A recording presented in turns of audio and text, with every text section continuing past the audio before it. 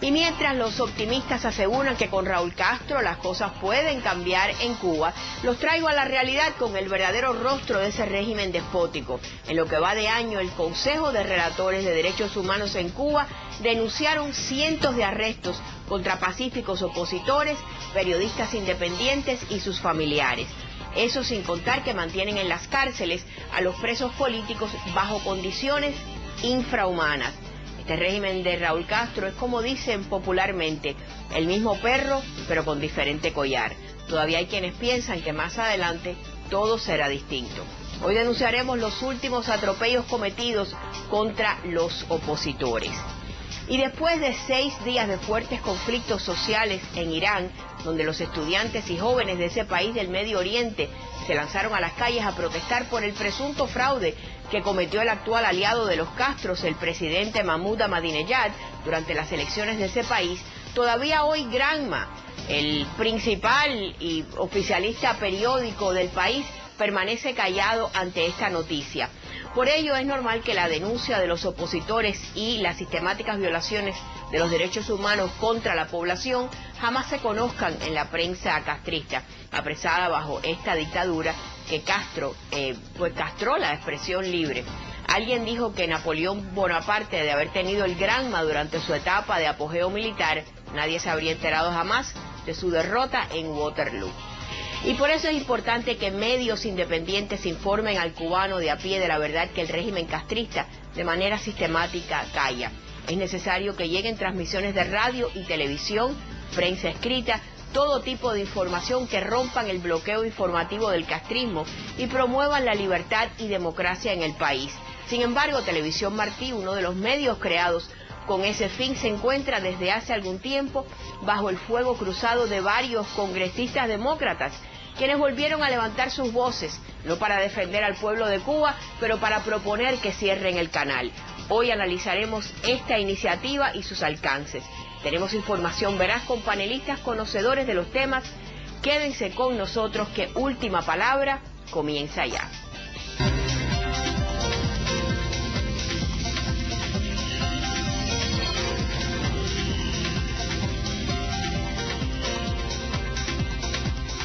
Muy buenas noches, yo soy Ninosca Pérez Castellón y bienvenidos a Última Palabra. El Granma, periódico oficialista del régimen castrista, continúa en silencio sobre los acontecimientos en Irán. Por eso no asombra que el pueblo cubano desconozca las violaciones a los derechos humanos que se producen en la isla diariamente. Seguro muchos cubanos ignoran de los 500 arrestos a opositores pacíficos, cifra alarmante cuando ocurren en solo 6 meses. Menos sabrán de la muerte del joven José Giovanni Agüero Corso, quien escapaba de la persecución policial porque conversaba con turistas, según informó el periodista independiente Carlos Serpa Maceira.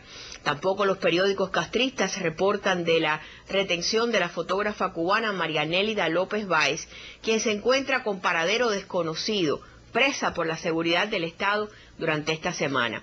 Ninguno de estos desafueros de la dictadura es publicado en el Granma. Hoy, para conversar sobre los derechos humanos y la represión actual contra los opositores, tenemos como invitados al ex periodista independiente en Cuba, Miguel Saludes, y al miembro del Directorio Democrático Cubano, Aramis Pérez. Así que gracias a ustedes, bienvenidos por estar aquí. Aramis, ustedes recientemente dieron a conocer este informe de estos 500 arrestos.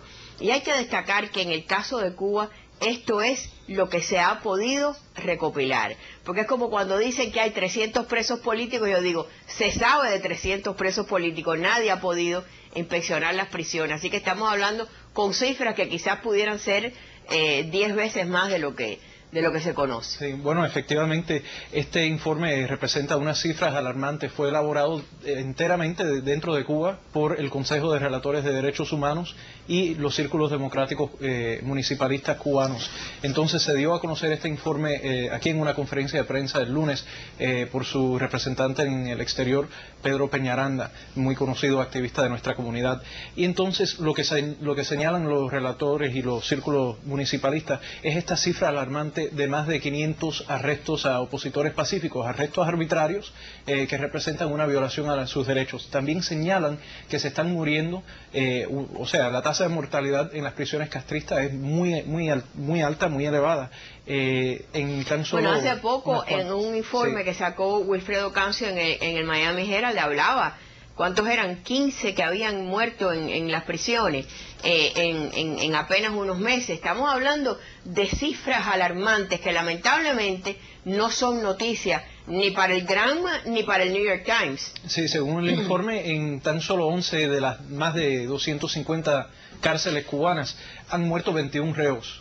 O sea, por maltrato, por la rigidez del régimen carcelario y por abuso.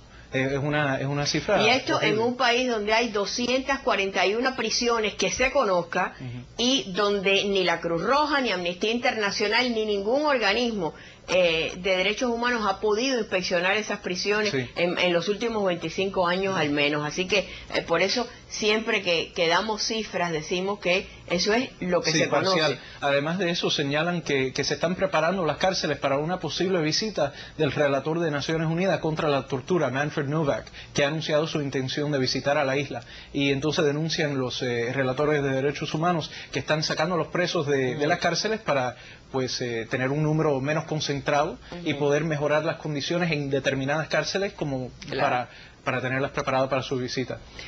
Tú tienes uno de los 75 que todavía está preso, es Omar Saludes, que es familia tuya. ¿Qué has podido saber de él y cuáles son las condiciones? Se mantiene en el mismo lugar en Toledo, en la prisión de Toledo. Las condiciones malas, muy pésimas, no solo para él, para todos los presos. Mucho calor, están en unas condiciones donde el techo de la celda es de fibrocén. Imagínate, el fibrocén es el cemento que se hace con resina de cemento, y el calor es terrible. Cuando eso recoge el calor, ellos prefieren estar afuera que adentro. Las condiciones higiénicas de los baños, según decía Eliana hace poco a una entrevista a una periodista de Austria, son terribles, al punto que ellos prefieren hacer sus necesidades en los matojales cercanos cuando salen, a no hacerlo dentro de la prisión, porque aquello es imposible. Increíble. Y la comida pésima. Bueno, eso es lógico, si es pésima para la población. Pero mira, esto en el año 86 hubo la visita de una comisión, 88 hubo una visita de... 88. Exactamente. Y yo recuerdo en aquellos instantes donde se hizo todo un teatro. Yo no sé por qué esto tiene que asombrar a nadie, ni coger desprevenido a nadie, si ya en el 88 se hizo. E incluso recuerdo que yo trabajaba en aquellos momentos en el astillero y llevaron grupos de diferentes centros de trabajo, y fue una amiga mía que era militante de la juventud en ese momento, y quedó asombrada, maravillada cuando vio la cárcel, compartió una película con los presos. Era una muchacha muy bonita, un cuerpo tremendo, una cara preciosa, y ella comentaba, ¿qué presos más educados? Ni siquiera me miraron, y nosotros nos echábamos a reír, pues cómo te iban a mirar, hija mía, si lo que tú tenías al lado. Pero aparte de eso fueron al pabellón de los homosexuales, y entonces tenían allí todo adornado con alfombras, desodorantes, sus cosas de perfumería. Todo era un montaje.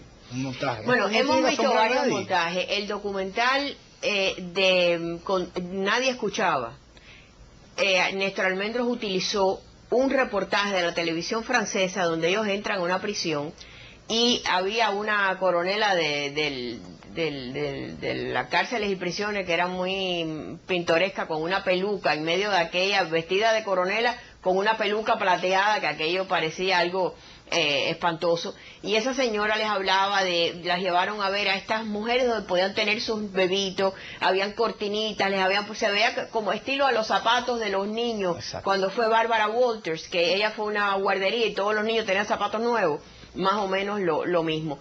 Entonces ese fue uno de los montajes. Del 88, que cuando fueron representantes de Naciones Unidas, y Luis Zúñiga pudo salir en un momento, se lo llevaban y él les pudo gritar para que supieran. Sin embargo, gracias a los esfuerzos del Comité Cubano Pro Derechos Humanos y otros activistas de ese momento, se lograron denunciar algunas de las violaciones a los derechos humanos en Cuba. Claro. Y ese informe de Naciones Unidas del 88 sirvió de base para que la Comisión de Derechos Humanos de Naciones Unidas condenara el récord de derechos humanos. Pero que evidentemente sabemos que aquellos 17 años de buscar esas condenas se fumaron en el agua con la nueva composición de Naciones Unidas. Exacto. Pero en este caso, íntimamente involucrada. Claro, pero en este caso, después de eso fue una de las cadenas americanas, no me acuerdo cuál de ellas, Patos Donald, Mickey Mouse en las prisiones por los pasillos, como si de verdad que ellos fueran, y se lo creen, que es lo terrible de esto, se lo creen. Es importante el testimonio de salud de que se lo crean, es decir, yo creo que ya esto es llover sobre mojado, es decir,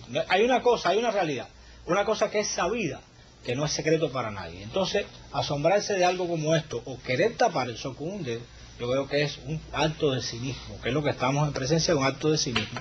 Ayer yo veía, mira, la actitud de los presos, de los periodistas independientes presos y los que están en la calle perseguidos, como Alejandro Dubuché, que acaba de ser condenado a 3 años.